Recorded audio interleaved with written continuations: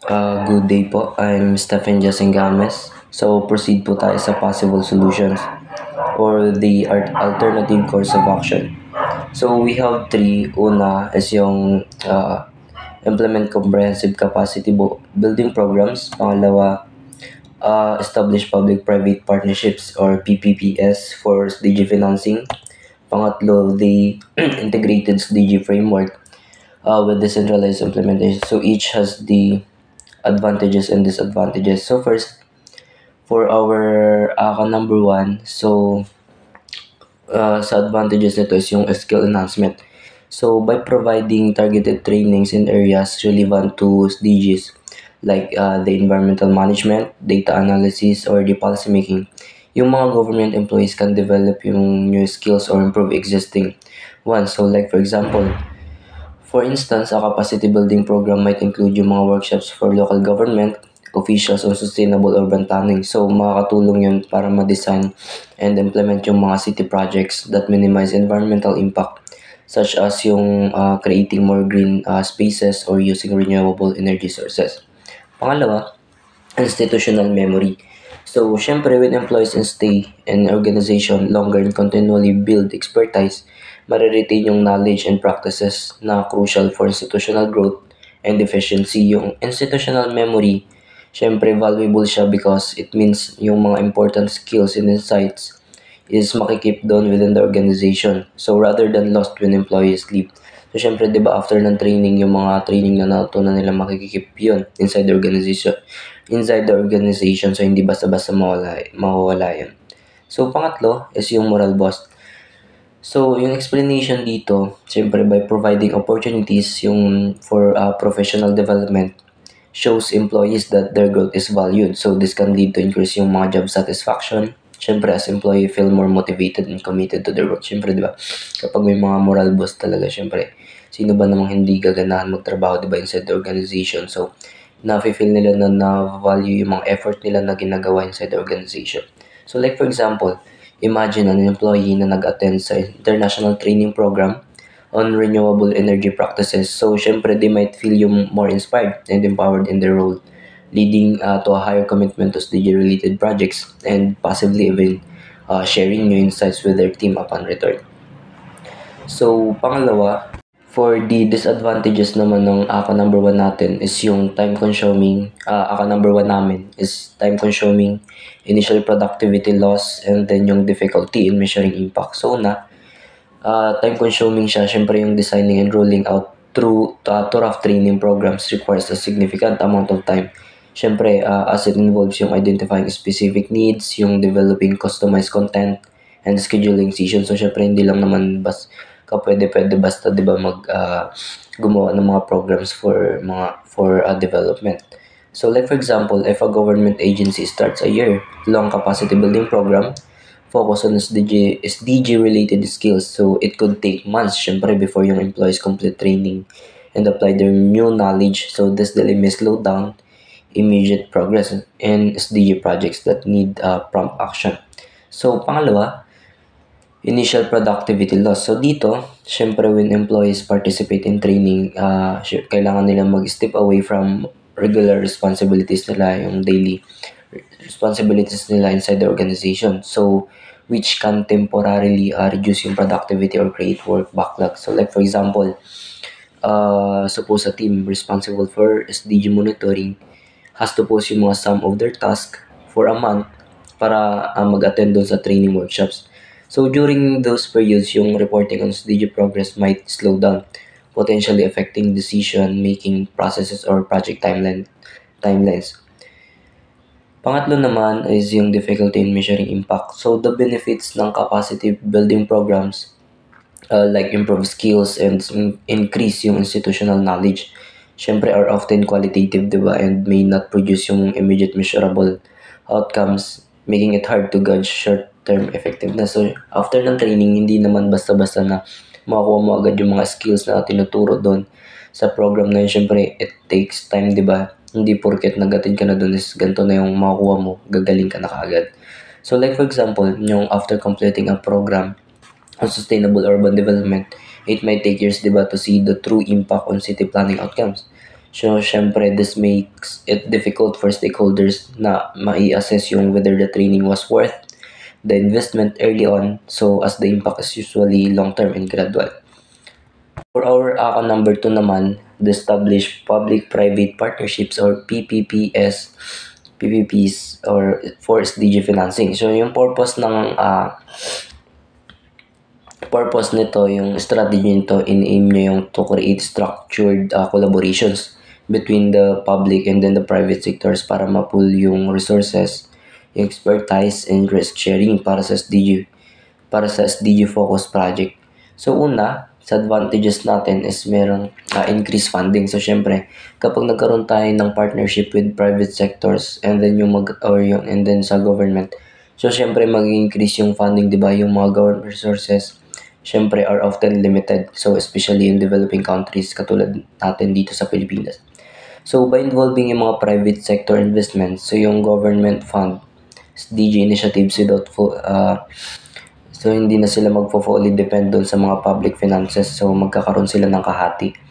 So like for example, in a PPP for renewable energy, yung mga private investors might fund the construction of solar farms while the government supports yung regulatory frameworks and licensing. So pangalawa, sa expertise sharing naman, yung mga private sector often has specialized expertise in fields like technology, management, and innovation.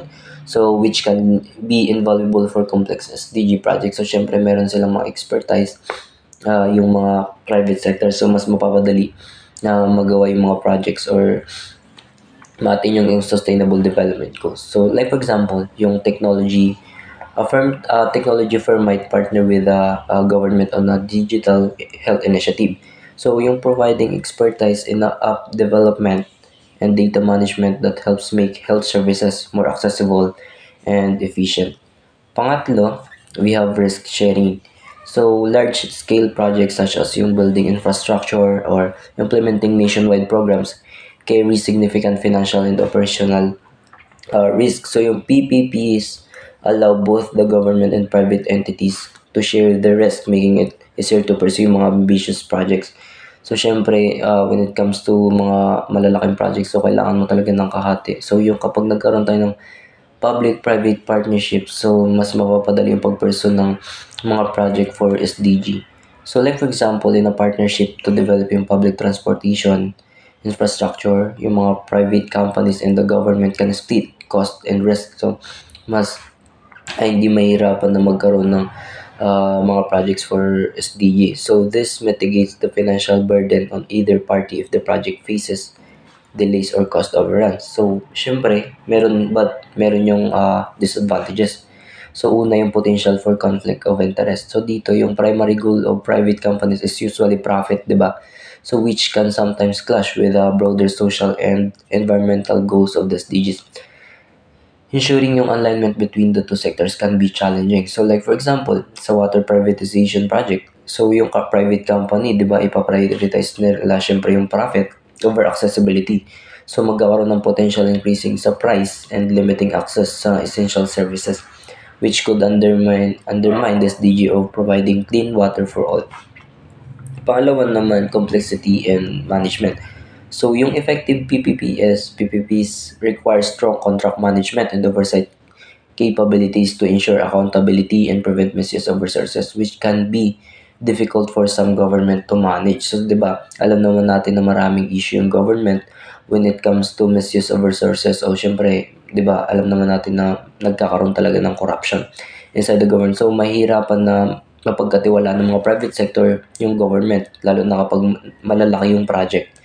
So like for example, yung managing a PPP for waste management may involve monitoring performance targets, cost sharing, and legal compliance. So without experience, syempre yung managers and oversight systems, so such a partnership could suffer from inefficiency or even corruption. So for the third disadvantages naman nun, yung possible public resistance. So syempre, segments of the public may be wary of PPPs. So especially if they perceive the involvement of private companies as a step toward privatizing essential services leading to reduce yung accessibility or increase Kasi syempre, di ba, kapag tayo mga tao, pag narinig natin na merong involved doon na private, so syempre, ang akalain natin is mahal talaga yung magiging services nun. Since private, alam natin na profit yung pinakainuuna nila. So like for example, yung to improve yung public hospitals may face resistance from communities na natatakot na that introducing private stakeholders could lead to a higher healthcare cost. So it potentially reducing yung access for low income families. So for our third akan naman, which is the integrated SDG framework with decentralized implementation, yung purpose nito is ng approach na to aims to combine centralized strategic direction with decentralized localized action.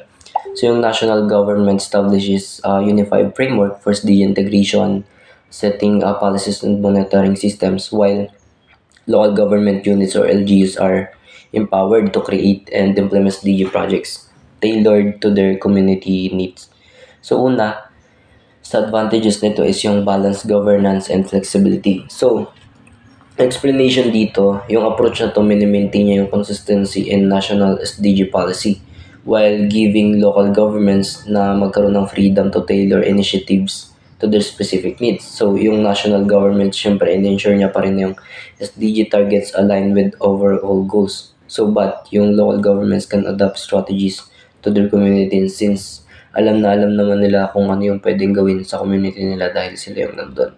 So like for example, if the national government sets a target for reducing carbon emissions, so yung bawat LGU might develop its own approach to achieve this, such as promoting green transportation in cities or supporting sustainable agriculture in rural areas based on their unique needs, syempre, and resources.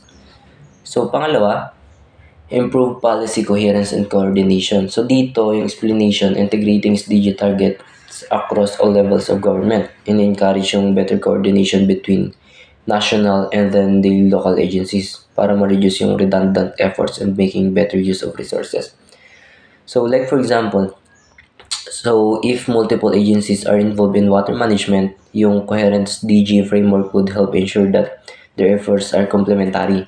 So this could lead to a single coordinated water management plan that leverages the resources of both national and local agencies. So improving efficiency. So pangatlo, in-enhance niya yung enhance local accountability and engagement. So when local governments take the lead in SDG projects, so syempre they are more accountable to their communities and can foster public engagements. So as they have a closer relationship with residents and can gather input more effectively. So syempre, dahil nga may karapatan na yung local government unit na mag-establish ng mga goal doon for SDG, mas mapapadali since mas may communication sila with the residents na nandun sa kanilang community. So like for example, a local government leading an SDG project on a clean energy might hold town hall meetings na ma-involve yung citizens and decision making. So syempre, di ba, pinaka mahalaga to yung ma-involve yung citizens sa decision making na ginagawa ng mga leader. So which could increase yung public support and make the project more community driven and transparent. So but yung mga disadvantages naman nung number 3 natin is yung coordination challenges. So aligning national and local priorities syempre can be difficult. So as local governments may prioritize immediate local needs over broader national targets, ensuring that LGUs adapts DG policies to their context while still meeting yung national standards can be complex. Syempre, mahirap yun na may adapt nila yung mga standards ng national, di ba? Since nasa local lang sila, local government units, meron silang kanya-kanyang priority.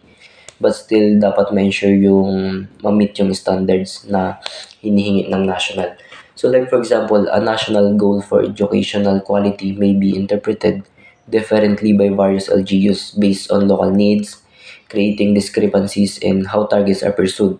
So yung urban LGUs might focus on reducing classroom overcrowding, so while rural LGUs might emphasize access to basic educational resources, leading to variations in implementation. So pangalawa, uneven capacity among LGUs. So syempre hindi naman pantay-pantay yung budget, 'di ba, sa bawat LGU. So mas malaki yung budget dito sa rural, sa urban area, unlike dun sa rural areas. So, syempre, di ba kapag highly urbanized na or mas malaking kinikita, syempre, mas malaking budget doon, mas mapapadali yung mga projects ma-attain, unlike dun sa mga rural areas. So, like for example, yung well-funded LGU in a metropolitan area may quickly implement a project for sustainable waste management, while naman sa rural LGU na limited yung funding might struggle to achieve similar outcomes, leading to unequal progress towards SDG targets, di ba? So, pangatlo, yung implementation complexity and initial cost. Yung explanation dito, setting up a system that combines centralized oversight with decentralized action requires significant restructuring of government processes and investment in training, capacity building, and monitoring. So, this can be costly and time consuming, especially in the early stages. So, like for example, para ma-support yung decentralized implementation, yung national government na kinakailangan pa nilang mag-establish ng new training programs para sa mga LGUs on SDG planning and monitoring. So, which could involve yung significant cost and logistics, so slowing down the initial phases of SDG implementation. So that's all for my report. Thank you. After carefully analyzing the three proposed alternative courses of action, the most capable of addressing our major problem is the ACA 3, which is the Integrated SDG Framework with Decentralized Implementation. So, the ACA 3 addresses the issue of limited institutional capacity for SDG implementation by combining national level strategic planning with localized execution. So, yung framework na to is in-ensure na yung national government is nagpo-provide ng clear policy direction, coherence, and robust monitoring systems while empowering the local government units or LGUs to adopt and implement SDG initiatives tailored to their specific needs. So by decentralizing responsibilities, yung approach na to can leverage the proximity of LGUs to their communities, enhancing accountability and transparency, and also public engagement. For our recommendation, first is establish a national SDG coordination body. A centralized coordination body ensures that SDG efforts are streamlined and well coordinated across all sectors and levels of government. This body can set priorities, monitor progress, address gaps, and align a national policies with global SDG targets, and also avoiding duplication of efforts and ensuring accountability. Number two, develop capacity building programs for local governments or LGUs. So, local governments play a critical role in implementing SDG on the ground. Capacity building programs provide training, resources, and technical support to enhance the skills and knowledge of local authorities, and also enabling them to effectively plan, implement, and monitor SDG related initiatives.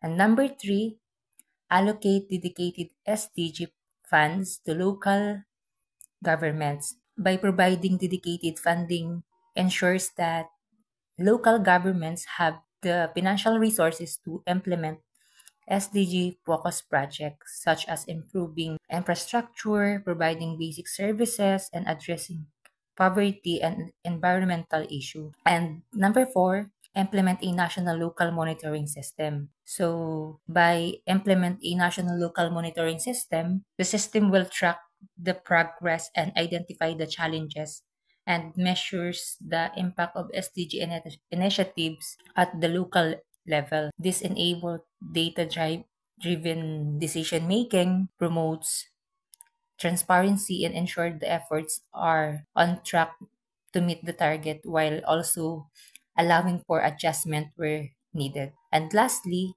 strengthened multi-stakeholder collaboration. Achieving the SDG required joint effort from the governments, civil society, private sectors, and international organizations, strengthening partnership foster resource sharing, innovation, and collective action, ensuring that diverse perspective and expertise contribute to solving complex development challenges. And that's all.